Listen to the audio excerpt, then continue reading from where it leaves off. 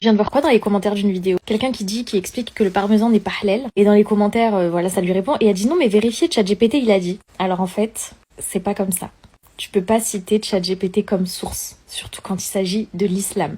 Déjà, de base, c'est compliqué de citer ChatGPT en tant que source, parce qu'il fait quand même certaines erreurs parfois. Si tu veux faire tes recherches sur quelque chose de très basique, ok, tu peux utiliser l'IA. D'ailleurs, il y a une application que je viens de découvrir qui s'appelle Ask Muslim.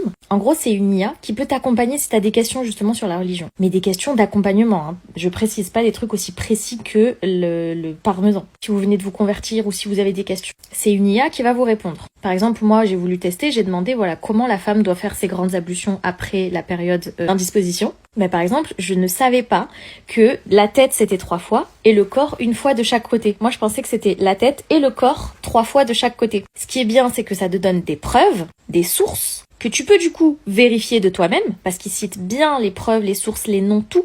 Et à la fin, ça précise bien qu'une IA ne remplacera jamais un savant ni un imam. Donc si tu as des questions à poser qui sont un peu plus précises, il faut te tourner vers quelqu'un de savant, quelqu'un de réel. Mais là, ChatGPT, c'est pas possible.